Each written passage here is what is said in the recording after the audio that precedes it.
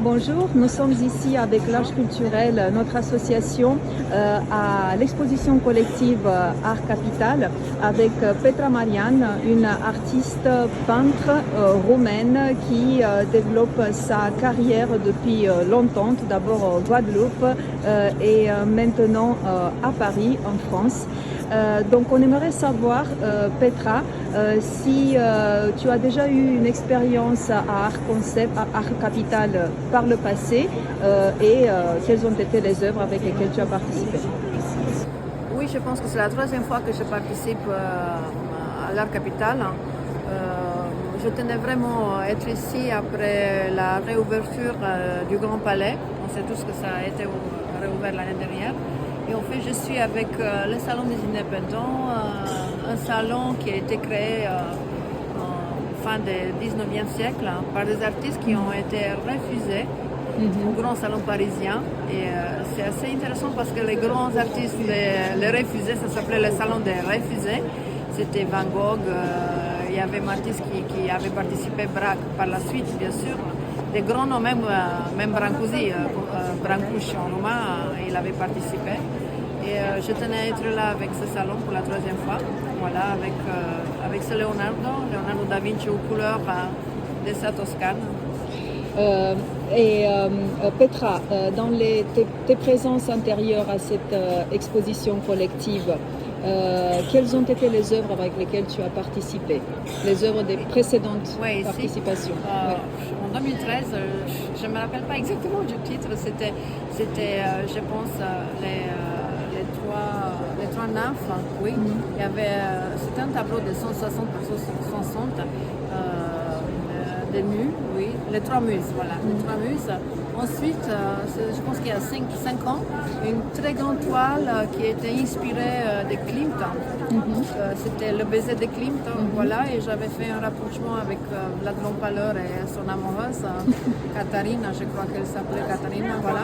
J'avais préparé une grande toile sur des fonds très, très foncés, noirs et rouges, voilà, c'était à 5 ans. D'accord. Et cette année, de la description que vous venez de faire, il me semble que c'est une proposition tout à fait différente. Oui, parce que... au moins dans la thématique. Depuis un certain temps, j'aime jamais pencher sur les personnalités artistiques et historiques. D'ailleurs, par le passé, j'ai fait une exposition qui avait mis en correspondance des artistes français avec les Roumains. Et cette année, je voulais venir avec Leonardo, comme c'est tous un grand personnage, un grand artiste. Et j'ai voulu lui rendre hommage par cette grande toile qui est inspirée d'après son autoportrait à la sanguine. Alors, le voici. Donc, c'est un tableau monochromatique. Je pense que c'est quelque chose qui caractérise un peu vos œuvres, surtout celles qui représentent des portraits. De ce que je connais, vous avez choisi la couleur en fait plutôt, disons, c'est des couleurs ocre, miel. Oui, c'est des couleurs miel. En fait, ce sont des couleurs qui sont inspirées de cette terre natale. C'est fait exprès. J'ai voulu le rendre en lumière parce que je le voyais qu'en lumière. Même la couleur des yeux, elle était choisie pas par hasard du tout, en couleur miel. Je me suis énormément documentée sur ce personnage, écouté des conférences des grands spécialistes sur lui. Et aussi dans son autoportrait, on ressent une couleur vraiment claire dans son iris, dans ses iris. D'ailleurs, il y a même des chances que les yeux sont clairs. On a découvert que sa mère vient des Caucases. Voilà. Enfin, que je voulais le baigner en fait dans les terres de son enfance. On sent bien les couleurs de Toscane à l'intérieur. C'est la lumière. Donc c'était un choix conscient. La couleur était un choix conscient. Oui, tout à fait. Et dans la technique, votre technique est assez particulière avec des coups de brosse très bien sérieuses. Oui, je n'utilise que des grandes spatules. D'ailleurs que je les fabrique moi-même ou je les achète chez les bricoleurs dans la construction, que je les arrondis, je les modifie. Oui, je travaille avec des énormes outils voilà, avec beaucoup de matière, toujours beaucoup de matière.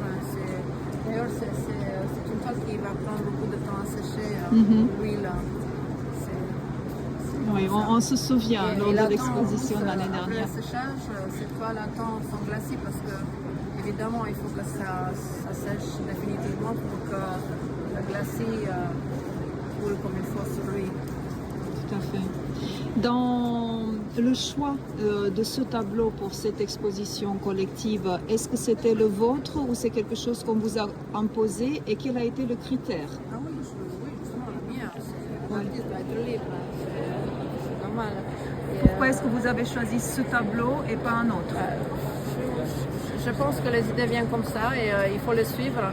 En fait, depuis assez longtemps, je m'éponge sur des grands esprits. En fait, je suis passionnée par le savoir, les arts, les sciences. Voilà, je suis passionnée par tout ça et surtout les grands, voilà, les grandes personnalités, les gens charismatiques, c'est ce qui m'attire. Voilà.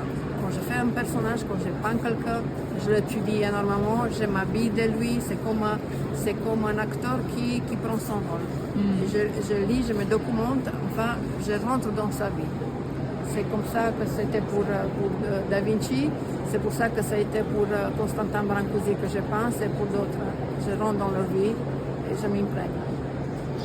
Effectivement, donc c'est un travail de corps à corps avec l'objet de votre art. Je pense que c'est ce que vous m'avez aussi raconté lors de notre collaboration dans le cadre d'Arche culturelle de l'année dernière à l'Institut culturel roumain, où vous avez peint un tableau similaire, au moins dans l'esthétique, de Brancusi. Est-ce que vous pouvez nous donner quelques impressions, partager avec nous quelques impressions personnelles entre cette proposition et la proposition de l'année dernière de Brancusi?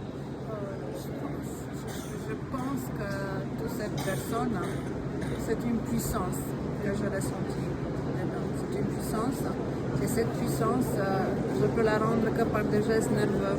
Et je suis moi-même très nerveuse et pleine d'énergie par moment. Et la puissance de ces gens, ça m'attire. La puissance mentale, la puissance artistique, la puissance créative. C'est ce que ça m'attire et voilà, pour moi c'est comme une étoile qu'il faut que j'aille vers là-bas. Vous êtes une artiste rock'n'roll avec beaucoup d'énergie. Je pense que j'ai beaucoup d'énergie, alors je ne sais pas ce que je suis. Hein. Moi, je fais ce que, voilà, je fais des actes artistiques, je crée tout le temps, je suis à la recherche de quelque chose, tout le temps. Et votre travail se décline aussi par le textile, je pense. Est-ce que vous pouvez nous en parler oui, davantage? Oui, le textile, c'est le côté plus femme, c'est vrai, parce que quand je suis dedans dans la peinture, c'est le cyclone dedans, c'est l'artiste, c'est terrible. Quand je suis dans le côté textile, je me rappelle aussi que je dois être aussi femme. Et ce sont des créations qui sont faites entièrement à la main, comme celle-là. Voilà. Exactement. C'est une cravate avec des éléments précieux, de l'or, des pierres semi-précieuses. D'ailleurs, inspirée de la lacette roumaine. Voilà, c'est toujours comme ça, toujours la touche roumaine dedans. Et je travaille en fait, c'est la lacette roumaine depuis que j'avais 6 ans. Voilà, c'était sur les bancs du bâtiment. Dans la résidence où j'habitais à côté de Cluj. Oui, il faut rêver aussi, il faut faire aussi ses rêves de petite fille, de femme, non? Et alors le côté textile, je le fais à Paris, quand je suis à Paris, et le côté peinture. J'ai un atelier qui est prêté par un grand ami à moi, qui est en dehors de Paris, où je m'exprime sur des énormes toiles. Et je fais le changement toujours, voilà, entre l'un et l'autre. Entre de l'un à l'autre, tout le temps.